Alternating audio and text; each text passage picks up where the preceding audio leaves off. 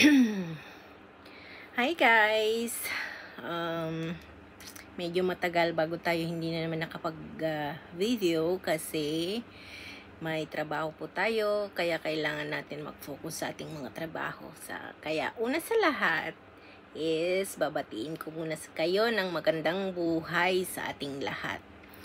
Ang dami nang nagtatanong about sa aking Melon Plus update kasi since nung day 1 ko hindi na siya nasundan. Kasi wala naman akong i-share sa inyo na update kaya hindi ako nakagawa ng videos. So sasabihin ko sa inyo kung ano yung kadahilanan hindi ako gumawa ng videos about kay Melon Plus. Pero, explain ko muna sa inyo kung sino or ano ang Melon Plus na sinasabi nila. Ang Melon Plus is isang affiliate business platform na all-in-one. So, sabi nila, hindi talagang Melon Plus feature, yung mga pwede nating pagkakitaan is dropshipping platform, affiliate reward system, membership club, discount voucher. Pero sa ngayon, kaya hindi ako nakatuloy na videos or nag-update sa inyo kasi hindi pa nagagawa yung mall ni Melon Plus, yung kung saan pwedeng mag-dropshipping, magbenta ng mga items. Pero sabi naman nila, pwedeng magbenta kasi ng mas mababang presyo kasi direct sila sa factory. So, pwede natin ibenta ng mas madali at mas mataas ng konti kasi mura lang daw. Pero hindi pa nga siya na gagawa. So, ang pagkakitaan muna ngayon kay Melon Plus is magbenta ng membership card, ng may mga discount card na yan. Katulad ng Costco sa US, yung may idea ko kung paano nila gamitin, yung bibili ka, may ipapakita lang mo lang yung card mo is may discount na 7%, 3%, mga ganun. Or yung dito sa UAE, may platinum card na kung may platinum card ka is ipakita mo lang yun is may discount ka na doon. Pero binabayaran ang membership card club ni Melon Plus ng 500 every month para ma-renew yung subscription mo every month.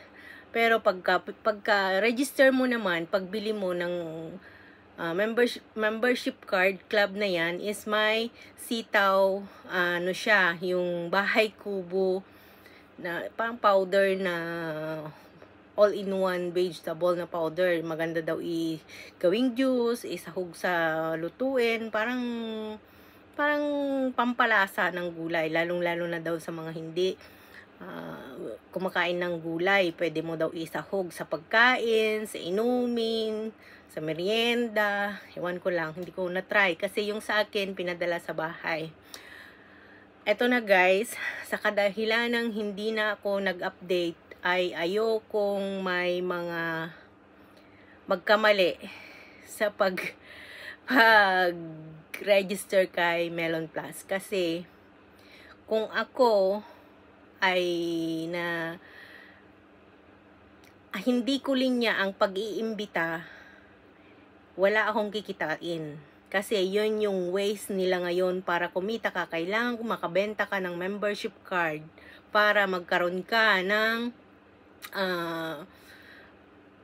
commission na 1,000 in every people na ma-invite mo na bibili ng membership card is may 1,000 ka. So, napapanood ko, ang dami kong napapanood.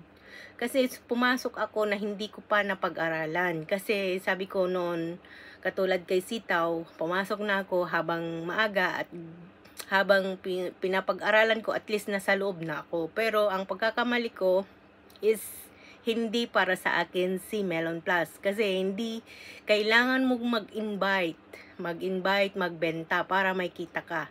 Hindi katulad ni Sitaw, ayaw ko naman mag-compare, pero just to example lang na hindi katulad ni Sitaw na may product siyang binibenta, lagyan mo ng puhunan, antay ka lang ng 18 days, is babalik yung pera mo at yung puhunan mo.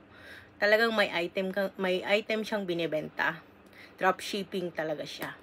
Pero si Melon Plus is kailangan mong galingan mag-imbita, magbenta para kumita ka. Na yon yung hindi ko linya, yung mag-i-invite ako ng mga tao, mag-explain. Paano ako? Kung sakaling magaling akong magbenta, mag-invite, marami akong nabentahan. O, di kumita ako. Paano kung nakahanap ako ng isang taong hindi marunong mag-invite, mahihiyang mag-invite, di walang nangyari sa kanya. So, yon yung kadahilanan hindi na ako nag-update about kay Melon Plus. Kasi, kailangan mo talagang makabenta ng membership card or mag-invite ng mag-register. Kasi, wala kang kikitain kung hindi ka mag-invite. Na yun yung pinakaayaw ko, yung sino lang yung magaling mag-invite ang kikita.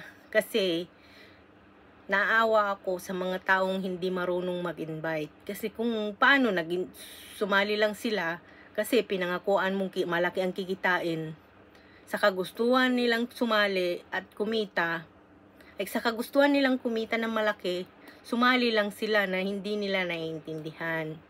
So, doon ako naawa sa tao na ayaw kong mangako sa kanila na malaki ang kikitain nila sa pagpasok kay Melon Plus. At saka may panood ako late this morning yata or afternoon. Hindi ko lang matandaan. Basta napanood ako ngayong videos na hindi ko alam kung totoo o hindi kasi isang videos pa lang yung napanood ko na hindi daw register sa Sexy Melon Plus. Pero sana naman ayusin. Kasi once na nagpatayo ka ng negosyo, kailangan unahin mo yung mga documents, mga papel na kailangan ilakad, iproseso bago ka magpatayo ng negosyo sa Pilipinas. Lalong-lalo na sa Pilipinas, mga tao pag pinangakuan mong malaking kita, sugod ka agad na hindi iniisip kung totoo ba o hindi. Sa kagustuhan, makaahon sa kahirapan. Kaya, yun lang po ang masasabi ko, hindi ko gusto ang Melon Plus. Kasi ayokong mag-invite. Siguro sooner, magagawa nila yung Melon Mall nila is about sa dropshipping. Pwede nang magbenta. Siguro pwede. Itutuloy ko. Pero sa ngayon, hindi ko siya itutuloy. Yan lang po.